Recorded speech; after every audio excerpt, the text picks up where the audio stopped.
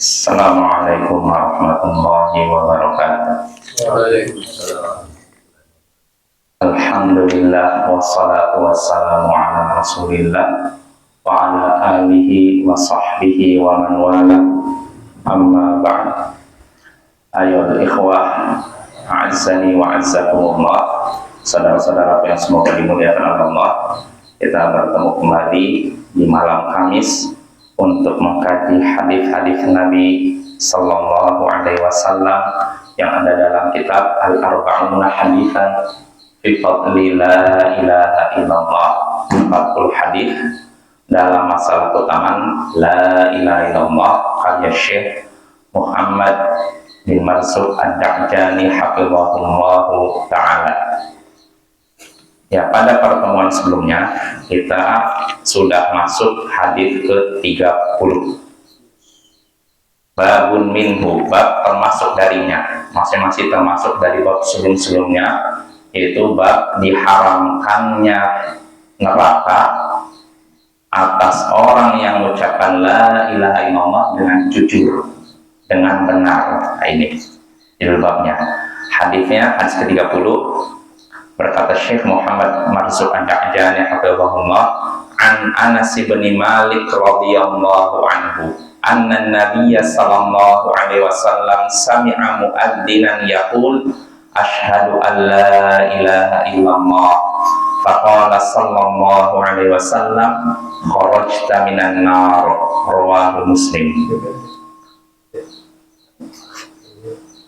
Apa ini? Itu enggak? Akhirnya itu kan tes 1 2 3 tes 1 2 3 tes 1 2 3 tes sudah ya, bukan dikeluarin semuanya ya. Jadi hadisnya kata apa disebutkan sini dari Anas bin Malik, semoga Allah meridhoinya, bahwasanya Nabi Sallallahu Alaihi Wasallam mendengar muadzin mengucapkan asyhadu alla ilaha illallah, aku bersaksi bahwa tidak ada yang berhak disembah kecuali Allah. Maka beliau pun bersabda, kharajta minan nar, engkau telah keluar dari neraka. Hadits riwayat Muslim.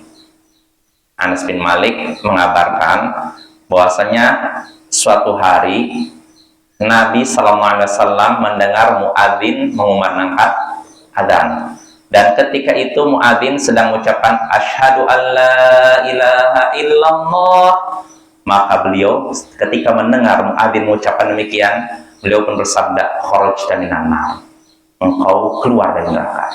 Artinya engkau akan keluar dari neraka. Nah, ini Bapak ya.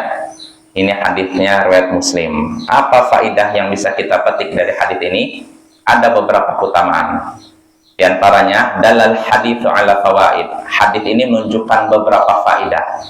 Minha, di antara faidah hadis ini, fadlul adzan, keutamaan adzan, keutamaan mengumandangkan adzan. Ya.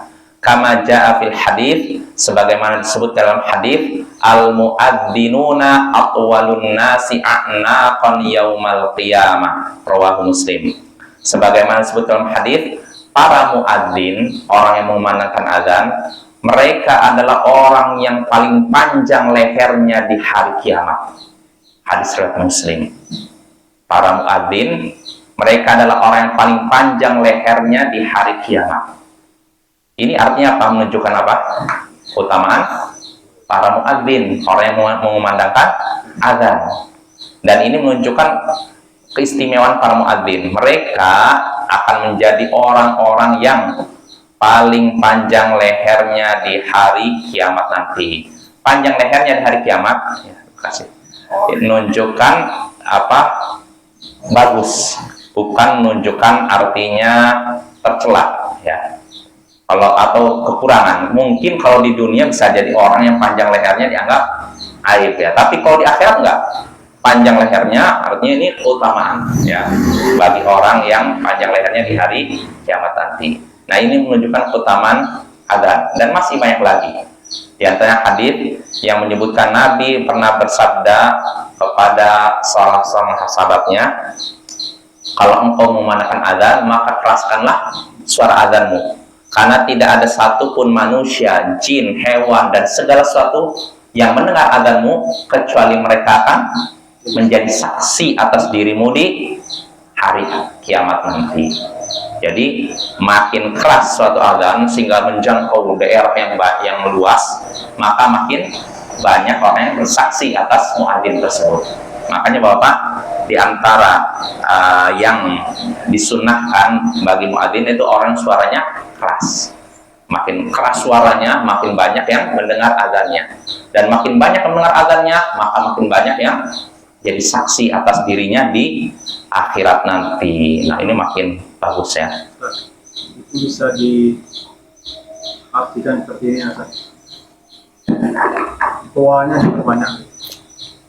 Ya kan mungkin jauh. Iya, nggak masalah. Masalah ya. Iya, nggak masalah. Artinya diperpanjang. Tua kan keras. Kalau ini misalnya ke mesin kan 4 maksimal. Ditambah agak 5. Maksudnya supaya terdengar makin jauh atau terdengar cuman? Makin jauh. Oh, nggak masalah, nggak masalah. Karena fungsi toa itu kan sekedar untuk ini aja, apa? Iya, mengingatkan orang sholat, iya. Adapun selain itu nggak perlu Bapak ya. Jadi toa itu fungsinya apa? Itu untuk memberitahu waktu sholat adzan. Adapun selain itu, kalau pengumuman penting nggak masalah.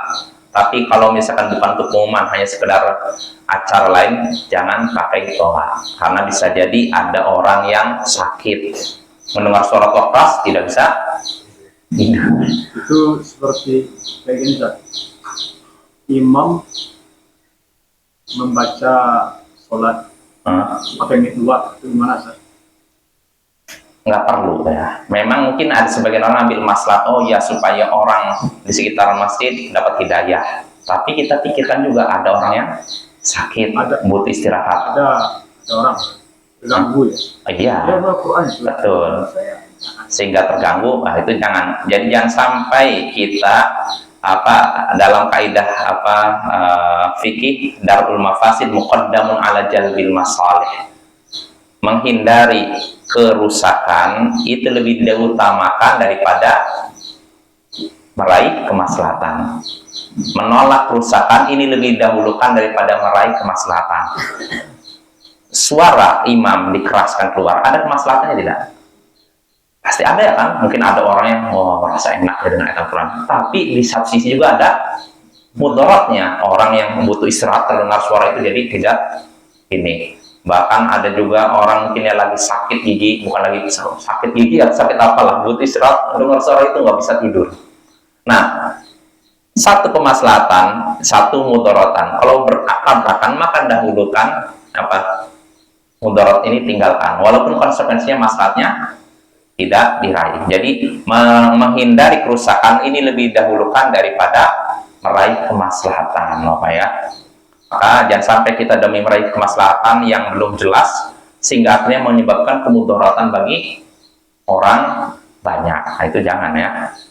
Karena dalam hadis sendiri kita dilarang mengeraskan bacaan Quran sehingga mengganggu orang lain. Ya, padahal itu ibadah kan? Ya tidak. Tapi kalau mengganggu udah nggak jadi dapat pahala lagi, malah dapat dosa. Ya. Lain halnya dengan adzan. Karena adzan memang diperintahkan sekeras mungkin. Iya, syiar supaya terdengar oleh banyak orang. Makin banyak yang mendengar makin baik. Tapi kalau selain adzan jangan, ya. Bahkan di Arab Saudi aja yang negaranya mayoritas Muslim, pemerintah Arab Saudi memberikan aturan toa mik keluar ini hanya untuk adzan. Iqomat enggak, mik dalam. Bayangkan, padahal itu mayoritas Muslim kan. Di samping-samping masjid apa ada orang kafir? Nggak ada. Rata Muslim semua. Walaupun begitu pemerintah masih demikian, dan itu didukung para ulama. Jadi para ulama istilahnya MUI-nya Arab Saudi memfatwakan ya mik luar nggak boleh dipakai kecuali hanya untuk adzan. Karena adzan memang ada nasnya, ada teks haditsnya. Adapun selain itu nggak ada. Maka jangan sampai demi meraih kemaslahatan menimbulkan kerusakan, mudarat bagi orang sehingga akhirnya merasa terganggu dengan suara selain adzan. Adapun adzan nggak masalah, ya. Dan saya jadi teringat, mungkin Bapak saya pernah cerita tentang kisah seorang tokoh Indonesia yang jadi mu'alaf. terkenal, pengusaha terkenal, keturunan Tionghoa. Jadi dia ini masuk Islam, padahal dulunya dia agamanya bukan Islam. Apa penyebabnya? Dia cerita sendiri. Dia punya orang tuanya kafir, dia pun kafir. Kebetulan rumah dia di depan masjid, Bapak. Ini masjid depannya. Kebetulan juga toanya mengarah ke dia. Nah, si anak ini seorang pengusaha terkenal lah. Mungkin Bapak juga tahu. Dia ketika itu udah punya ibunya lagi sakit, butuh istirahat. Dia berharap gimana supaya ibu istirahat, tapi yang jadi masalah kalau masjid ini mengarah ke rumahnya. Kalau adzan terdengar nyaring sekali. Maka si orang Tionghoa ini waktu itu masih kafir, datangi pengurus masjid. Berkata kepada pengurus masjid, Pak Kiai. Jadi dia nganggap semua yang ada di masjid kiai. Pengurus masjid, mungkin ketuanya atau apa, dianggap semuanya kiai. Pak Kiai, bisa minta tolong ya, maaf nih, ibu saya sakit, butuh istirahat. Kalau selama ini kalau terdengar suara toa ini, dia kaget sehingga susah istirahat. Nah, bisa tidak saya mohon cukup kalau 3 hari saja, toanya cukup pakai toa dalam, mic dalam, nggak usah mic luar. Cukup 3 hari saja supaya ibu saya bisa istirahat. Nah, namun apa kata pengurus masjidnya? Bijak ya. Nggak usah khawatir Pak, Bapak minta 3 hari, saya kasih waktu seminggu. Mic-nya tidak mic luar. Bayangkan, demi menjaga ini. Orang kafir bayangkan kan. Tapi karena memang dia merasa kaget kalau dengar adzan, jadi susah tidur. Akhirnya dikasih waktu selama seminggu, mic-nya tidak keluar. Supaya apa? Tetangga depan yang non-muslim tidak terganggu karena dia sakit loh ya.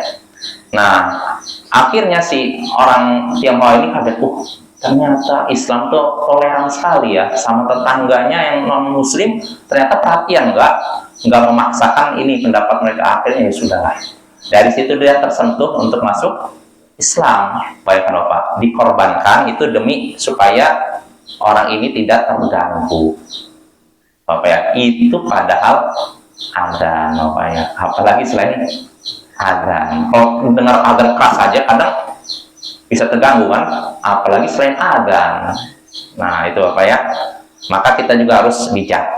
Misalkan kalau memang asalnya adzan itu disunahkan keras, tapi kalau misalkan dengan suara keras bisa mengakibatkan mungkin sebagian orang sakitnya jadi susah sembuh karena suaranya keras, ya disiasati lah, misalkan dipindahkan arah toanya misalkan, atau dikurangi volumenya. Dan itu nggak dosa Bapak ya, untuk sementara waktu, karena tidak seterusnya. Kalau seterusnya bermasalah ya kan. Tapi kalau sementara waktu nggak masalah. Ya contohnya ini, dengan sebab toleransi atau kelapangan dari si pengurus masjid, akhirnya orang ini jadi tersentuh. Oh, Islam ternyata sangat menghormati ya orang non muslim yang mengalami kesulitan. Akhirnya dia di kemudian hari masuk Islam. Nah itu lewat Buya Hamka. Nah itu mungkin Bapak bisa lihat di YouTube lah kisahnya, ya kan? Ya kan?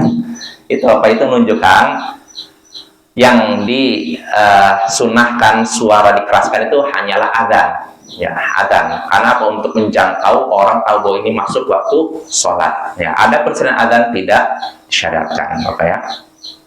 Karena bisa jadi ada orang istirahat, ada orang yang ingin sakit butuh istirahat. Nah, kalau misalkan dengar suara-suara gitu, dia akan kaget sehingga akhirnya tidak bisa istirahat. Sehingga akhirnya timbul rasa dongkol. Nah, kalau udah begitu, mengeraskan suara itu bukan lagi berpahala, malah bisa dosa Bapak ya. Nah itu.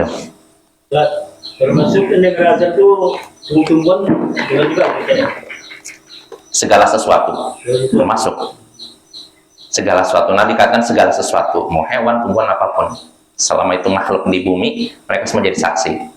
Makanya semangat Bapak ya. Dan nah itu Nabi ini memberitahukan para seorang sahabat ini, Abdurrahman bin Sa'ad kalau salah namanya. Itu Nabi menyatakan kalau kamu sedang ada di padang pasir, Malah Iya, menggembala, maka adzan, keraskan adzanmu, keraskan suaranya. dia sendiri. Padahal kalau yang namanya di padang pasir sepi gini, ada manusia kan? Tapi Nabi tetap nyuruh mengeraskan suaranya. Karena apa itu? Setiap makhluk yang mendengar suaranya akan menjadi apa? Saksi baginya di akhirat nanti. Maka dikeraskan Bapak ya, adzan, supaya apa? Makin banyak orang yang bersaksi bagi orang yang adzan tersebut. Ya. Nah itu keutamaan adzan. Sekali lagi. Lalu faidah kedua, wa minha di antara faidah hadis ini, fadlu man qala la ilaha illallah wa anna sababun lin najati minan nar. Li anna qaulan nabiy sallallahu alaihi wasallam lil muadzin kharajta minan nar ay bit tauhid wa qauluhu la ilaha illallah. Di antara faidah hadis ini yang kedua, keutamaan orang yang mengucapkan la ilaha illallah. Keutamaan orang yang mengucapkan la ilaha illallah, dan bahwasanya la ilaha illallah adalah sebab selamat seseorang dari neraka. Karena apa? Nabi tadi berkata kepada muadzin, engkau akan keluar dari neraka. Karena apa? Bitauhid, karena tauhid, dan ucapannya tadi apa? La ilaha illallah. Karena orang tadi kan ketika lagi adzan asyhadu an la ilaha illallah, maka Nabi berkata kharajta minan nar, kau telah keluar dari neraka, selamat dari neraka Bapak ya. Nah ini keutamaan la ilaha illallah sekali lagi. Itu faedah kedua. Wa minha, di antara faedah hadits ini juga, ar-rukhsatu fil kalami afna al-adzani idza kana dzalika la yukhillu bi mutaba'atil muadzin. Keringanan untuk berbicara ketika dikumandangkan adzan, dan itu tidak merusak apa seseorang yang mengikuti muadzin. Artinya begini, kita ketika dikumandangkan adzan, kita kan dianjurkan apa? Ikuti muadzin kan? Misalkan muadzin Allah Akbar, kita mengucapkan apa? Allah Akbar, Allah Akbar. Asyhadu an la ilaha illallah, kita apa? Asyhadu an la ilaha illallah.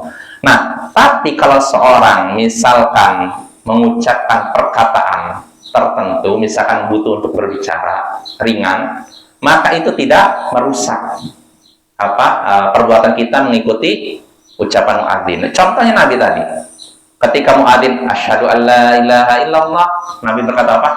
Engkau telah keluar dari neraka, bebas dari neraka. Ini kan berbicara kan? Nah, ini nggak masalah, diperbolehkan ya. Jika itu tidak menyebabkan terlalu apa ngobrolnya panjang. Kalau ngobrolnya panjang udah nggak dianggap mengikuti muadzin. Sana Allah Akbar, ngomong gimana? Udah lewat asyhadu an la ilaha illallah baru ngikutin, nah udah terputus. Tapi kalau ngomongnya sebentar, nah itu tidak merusak perbuatan apa? Mengikuti muadzin. Walaupun Bapak mengikuti muadzin ini hukumnya tidak wajib. Itu tidak wajib. Itu cuma sunnah. Tapi walaupun sunnah jangan ditinggalkan ya. Sunnah di sini mas sunnah menurut hukum fikih Bapak ya, artinya dikerjakan berpahala, ditinggalkan tidak berdosa. Ya tapi rugi ya, nggak ada pahala gitu. Nah itu ya. Jadi ini faedah hadis ketiga, keringanan untuk berbicara ketika dikumandangkan adzan, jika yang demikian itu tidak merusak perbuatan mengikuti muadzin, ucapan adzan. Nah itu tiga faedah yang bisa kita petik dari hadis 30. Nah sekarang kita masuk bab baru dan hadis baru. Babu baro'ati ahli la ilaha illallah minal khuludi finnar. Bab terbebaskannya orang yang berpegang pada la ilaha illallah dari kekal di neraka. Bab dibebaskannya orang yang berpegang pada la ilaha illallah dari kekekalan di neraka. Artinya orang yang mengucapkan la ilaha illallah, berpegang pada la ilaha illallah, tidak akan kekal di neraka. Nah ini maksudnya. Ini maksud hadis tersebut. Ya, apa hadisnya kita baca? Al-hadis al-hadi wa thalathun. Hadis ke-31. An Anas bin Malik radhiyallahu anhu, anin Nabi sallallahu alaihi wasallam qala, yakhruju minan nari man qala la ilaha illallah wa kana fi qalbi minal khair ma yazinu sya'ira. Thumma yakhruju minan nar man qala la ilaha illallah wa kana fi qalbihi minal khair ma yazinu burra. Thumma yakhruju minan nar man qala la ilaha illallah wa kana fi qalbi minal khair ma yazinu dzarrah. Rawahu Muslim. Dari Anas bin Malik, semoga Allah meridainya, dari Nabi Sallallahu Alaihi Wasallam, beliau bersabda, akan keluar dari neraka orang yang mengucapkan la ilaha illallah, sedangkan di dalam hatinya ada kebaikan seberat syairah. Syairah sejenis gandum, ya. Dan kemudian akan keluar dari neraka orang yang mengucapkan la ilaha illallah, sedangkan di dalam hatinya ada kebaikan sebesar burrah. Burrah juga sejenis gandum. Syairah mungkin apa, gandum merah atau gandum burrah, ada yang gandum merah, gandum putih, apa ya? Agak lupa saya. Kemudian kata Nabi, akan keluar dari neraka orang yang mengucapkan la ilaha illallah, sedangkan di dalam hatinya ada kebaikan sebesar semut. Hadits riwayat Muslim. Nah, ini Bapak ya, ini haditsnya nih. Kata Nabi, akan keluar dari neraka orang yang mengucapkan la ilaha illallah, sedangkan di dalam hatinya ada kebaikan sebesar gandum. Gandum ini besar apa kecil loh? Kecil. Akan keluar dari neraka, padahal kebaikan cuma segini, kecil. Tapi dia keluar dari neraka. Ya, karena apa? Mengucapkan la ilaha illallah, walaupun kebaikannya sebesar gandum. Lalu akan keluar dari neraka orang yang mengucapkan la ilaha illallah, sedangkan di dalam hatinya ada kebaikan hanya sebesar burrah, sejenis gandum juga, kecil berarti kan. Lalu terakhir kata Nabi, akan keluar dari neraka orang yang mengucapkan la ilaha illallah, sedangkan di dalam hatinya ada kebaikan sebesar semut. Semut kecil apa besar? Lihat tuh, artinya amal solehnya sedikit. Ada yang sebesar gandum merah, ada yang gandum putih, ada yang semut makin kecil. Tapi mereka semua akan keluar dari apa? Neraka. Nah, ini Bapak ya. Ini hadisnya sangat agung nih. Dan hadis ini mengandung banyak faedah terkait dalam masalah akidah juga. Kita baca saja faedahnya supaya lebih jelas. Dalal haditsu ala fawaid. Hadis ini menunjukkan beberapa faedah. Minha, di antara faedah hadis ini, fadlut tauhid wa takfiruhu lidzunub. Di antara faedah hadis ini, keutamaan tauhid, mengesahkan Allah, dan bahwasanya tauhid ini akan menghapus dosa. Lihat tuh, orang yang bertauhid mengesahkan Allah, dia dapat keutamaan apa? Di antara dosanya akan dihapuskan. Itu faedah pertama. Wa minha, di antara faedah hadis ini juga, nafyu khuludi murtakibil kabira finnar khilafan lil khawarij wal mu'tazilah. Ditiadakannya keabadian bagi orang yang melakukan dosa besar di neraka. Ditiadakannya keabadian di neraka bagi orang yang melakukan dosa besar, berbeda halnya dengan Khawarij dan Mu'tazilah. Artinya faedah hadis ini, orang yang melakukan dosa besar tidak akan kekal di neraka. Pelaku dosa besar tidak akan kekal di neraka, tapi selama masih ada apa tadi? Tauhid. Ya, la ilaha illallah. Pelaku dosa besar, dia misalkan berzina, berjudi, korupsi, apapun semua dosa dia lakukan, tapi masih ada tauhid, masih ada la ilaha illallah pada hatinya, maka orang seperti ini tidak akan kekal di neraka. Berbeda halnya dengan Khawarij dan Mu'tazilah. Karena Khawarij Mu'tazilah berpendapat pelaku dosa besar kekal di neraka. Khawarij Mu'tazilah menyatakan ada orang melakukan dosa besar lalu mati tidak tobat, mereka pastikan ini neraka, kekal selama-lamanya. Langsung tunjuk hidung. Nah, tapi ini di akhirat mereka sepakat orang melakukan dosa besar kekal di neraka. Tapi kalau di dunia mereka beda pendapat masalah statusnya. Kalau Khawarij langsung menyatakan kafir. Ada orang melakukan dosa besar nih, misalkan orang berjudi, oh kafir. Orang misalkan korupsi, oh kafir. Ada orang menyakiti anak yatim, kafir. Kafir tunjuk hidung. Nah, kalau Mu'tazilah enggak kafir mereka. Terus kamu kalau enggak kafir dia beriman? Enggak juga. Terus bagaimana di tengah-tengah katanya? Antara kafir dan mukmin. Di tengah-tengah. Nah, ini keyakinan Mu'tazilah. Adapun kita Ahlussunnah wal Jamaah menyatakan pelaku dosa besar tidak kafir, dia masih beriman, tapi imannya rendah dan lemah. Ya, kalau Khawarij kan kafir. Kalau Mu'tazilah nggak kafir, nggak mukmin, tapi di tengah-tengah. Di tengah-tengah apa maksudnya? Nggak jelas. Karena Bapak di dunia ini cuma ada kafir dan iman. Nggak mungkin ada di tengah-tengah Bapak ya. Ya contohnya mungkin sebagian orang kata munafik kan di tengah. Ini kafir, ini mukmin, muslim, ini munafik. Ya kita tanyakan munafiknya siapa dulu? Kalau maksudnya munafik menyembunyikan kekafiran, menampakkan Islam, pada hakikatnya apa dia? Muslim atau kafir? Kafir. Maka pada hakikatnya di dunia cuma ada dua, kafir atau muslim, itu aja. Nggak ada di tengah-tengah Bapak. Tapi Mu'tazilah tadi menyatakan pelaku dosa besar tidak dikatakan kafir, tidak juga muslim, mukmin, tapi di tengah-tengah. Pendapat yang aneh Bapak ya. Kenapa mereka demikian? Nih, mereka mengagungkan akal. Jadi mereka menilai segala sesuatu dengan akal. Oh, kalau akalnya ini walaupun tanpa dalil dari hadis. Ya, makanya apa sebab Mu'tazilah itu tersesat? Karena mereka terlalu mendewakan akal, mengagungkan akal, sehingga banyak mereka menolak hadis-hadis Nabi walaupun itu sahih. Ya, banyak Bapak ya. Ini sebab Mu'tazilah tersesat ya. Itu faedah kedua. Jadi sekali lagi faedah kedua, para pelaku dosa besar tidak kekal di neraka. Berbeda halnya dengan pendapat Khawarij dan Mu'tazilah yang menyatakan pelaku dosa besar kekal di neraka. Di antara faedah hadisnya juga wa minha ziyadatul iman wa nuqsani wa tafawutu darajati min syakhsin ila akhar. Di antara faedah hadis ini juga bertambah dan berkurangnya iman.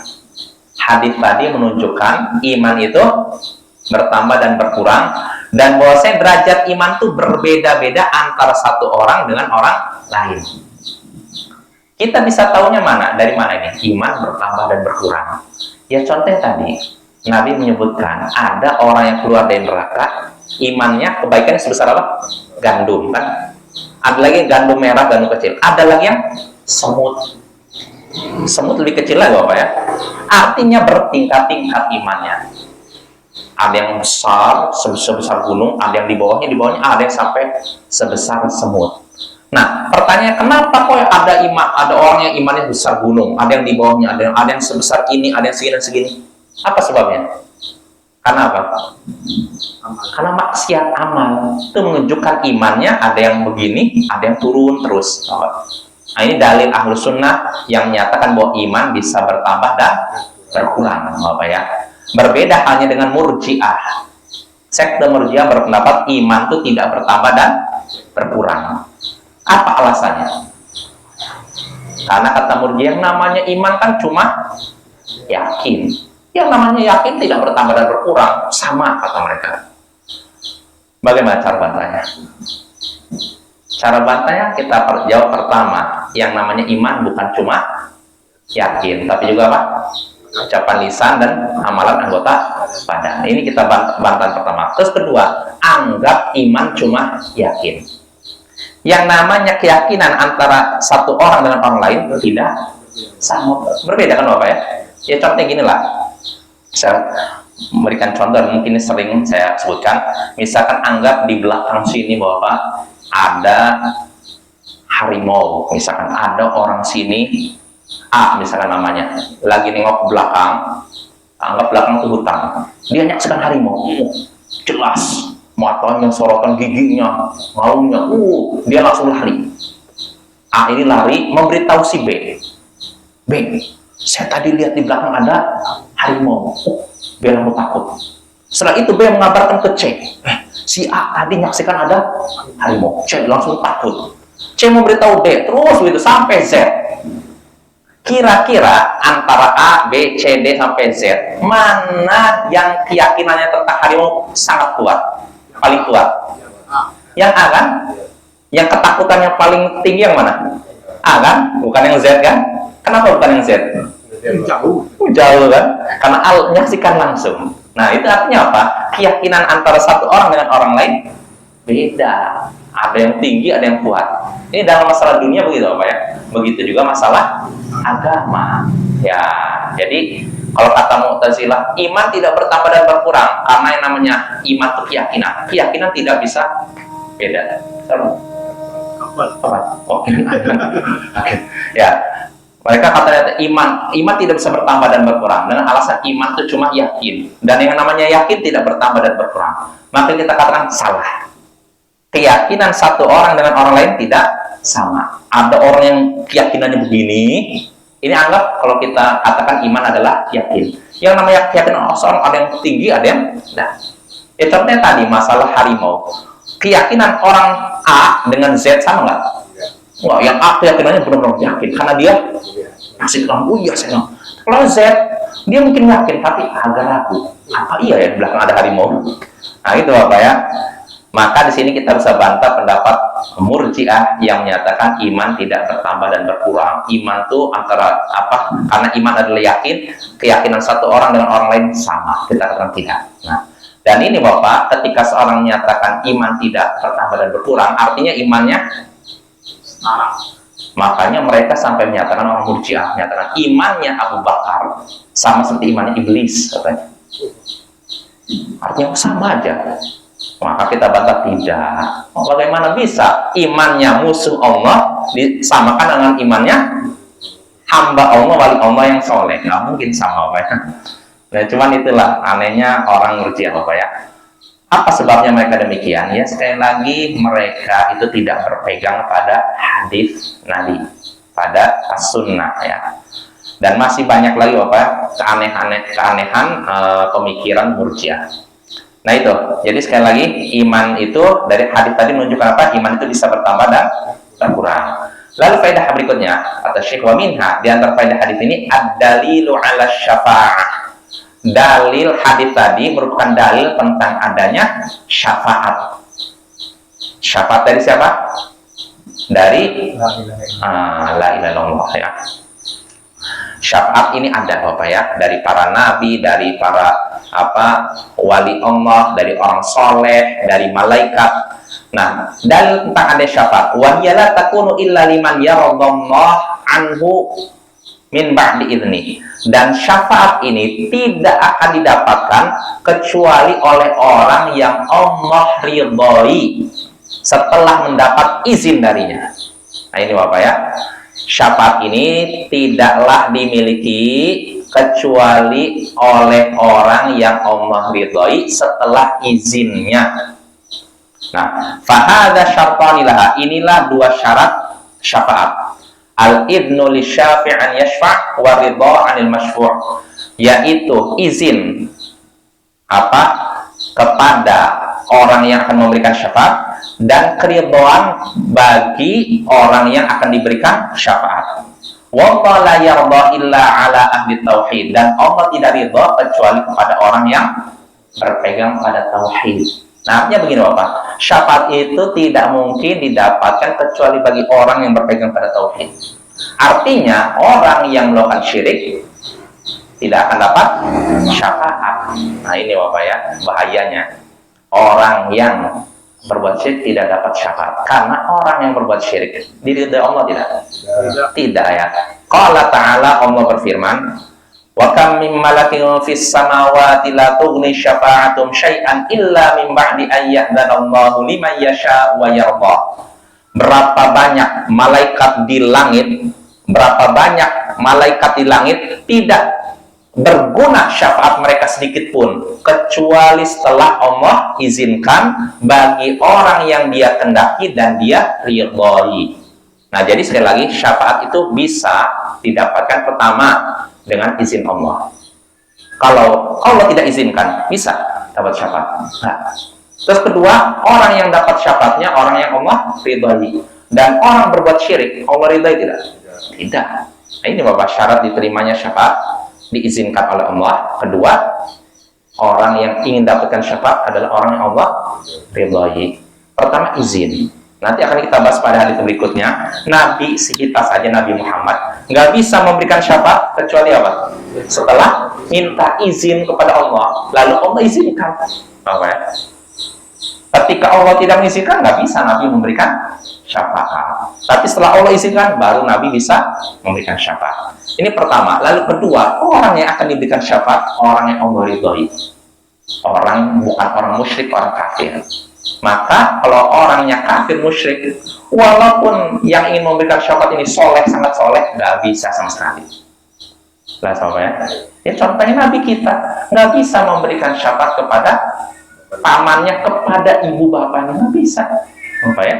Ini menunjukkan sekali lagi, kalau seorang ingin mendapatkan syafaat dari para nabi, orang soleh, berarti dia harus jadi orang yang Allah ridhai. Ya, dengan cara apa? Esakanlah Allah dan jangan berbuat syirik, itu apa ya? Itu faedah keempat. Lalu terakhir, wa minha, di antara faedah hadis ini juga, si'atu rahmati rabbil alamin bi'ibadihil mu'minin, luasnya rahmat Tuhan semesta alam kepada hamba-hambanya yang beriman. Luasnya rahmat Tuhan semesta alam, luasnya rahmat Allah kepada siapa? Hamba-hamba yang beriman. Buktinya apa dalam hadis ini? Di sini katanya menunjukkan luasnya rahmat Allah, luasnya kasih sayang Allah. Contohnya dalam hadis ini apa, Bapak? Ya, walaupun hanya sedikit, Kita lihat tuh, kebaikannya segini, tetap keluar dari neraka, merasakan nikmat surga. Lihat tuh, Bapak. Makanya sekali lagi kita jangan bersandar pada amalan kita. Oh, saya pasti masuk surga karena saya selama ini soleh, rajin ibadah, sholat berjamaah. Nah, kita masuk surga nggak bisa semata-mata karena apa? Amalan kita, tapi karena karunia Allah. Makanya dalam hadis Nabi SAW dalam Sahih Bukhari, innahu lan yadkhula ahadun minkum bi amali. Sesungguhnya tidak ada seorang pun di antara kalian yang masuk surga semata-mata karena amalannya. Maka Aisyah bertanya, begitu juga Anda wahai Rasulullah? Begitu juga saya. Hanya saja Allah memberikan rahmat dan karunia-Nya kepadaku.